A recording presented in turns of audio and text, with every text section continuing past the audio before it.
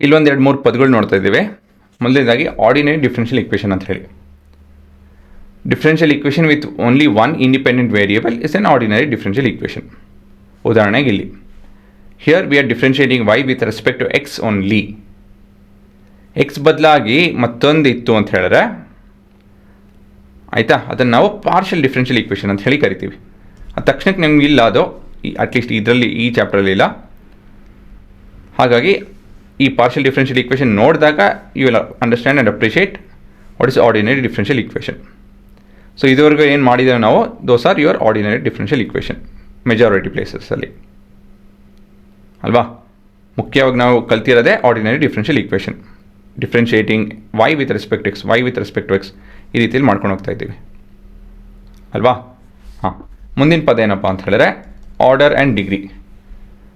Order ಅಂತ ಹೇಳಿದ್ರೆ the highest power ಅಲ್ಲ, highest derivative in a given equation. Degree ಅಂತ ಹೇಳಿದ್ರೆ ಆ ಪರ್ಟಿಕ್ಯುಲರ್ ಹೈಯೆಸ್ಟ್ ಡಿರೈವೇಟಿವ್ ಇದೆಯಲ್ಲ ಅದ್ರ ಪವರ್ ಏನು ಅಂತ ಹೇಳಿ. So the order over here is the highest derivative and the degree is the exponent of the highest derivative.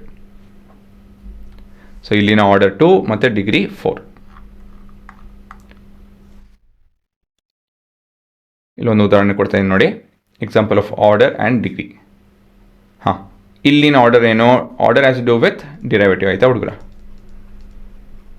ಮತ್ತಿದು ಅದರ ಪವರ್. ಆರ್ಡರ್ ಏನಿದೆ ಇಲ್ಲಿ ಇದ್ರದ್ದು 4. ಪವರ್ ಏನಿದೆ ಅಲ್ಲಿ ಏನು ಬರ್ದಿಲ್ಲ ಅಂತ ಹೇಳ್ತು ಅಂತ ಹೇಳಿದ್ರೆ 1 ಅಲ್ವಾ. This is raise to the power of 1. ಇಲ್ಲಿನ ಆರ್ಡರ್ ಏನು, ಕರೆಕ್ಟ್ 3.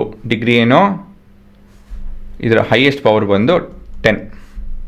ಹೈಯೆಸ್ಟ್ ಪವರ್ ಅಲ್ಲ, ಇದ್ರ ಪವರ್ ಬಂದು 10. ಇಲ್ಲಿ 14 ಇದೆ, ನಾನು 14ಗೆ ತೊಗೊತಾ ಇಲ್ಲ ಅಂತ ಹೇಳಿದ್ರೆ Y prime is the not the highest order. ಹಾಗಾಗಿ ಇಲ್ಲೂ ಕೂಡ ಆರ್ಡರ್ 3, ಡಿಗ್ರಿ ಏನೋ 6 ಅಲ್ಲ 1, ಸರಿನಾ. ಇದರ ಡಿಗ್ರಿ ನೋಡ್ಬೇಕು ನೀವು, ಇದರ ಡಿಗ್ರಿ ಇಸ್ 1. ಹಾಂ, ಆರ್ಡರ್ ಮತ್ತು ಡಿಗ್ರಿ ಮಾತ್ರ ಬರ್ಕೊಳ್ಳಿ, ಉದಾಹರಣೆ ಬರ್ಕೊಳ್ಳಿ ಸಾಕು.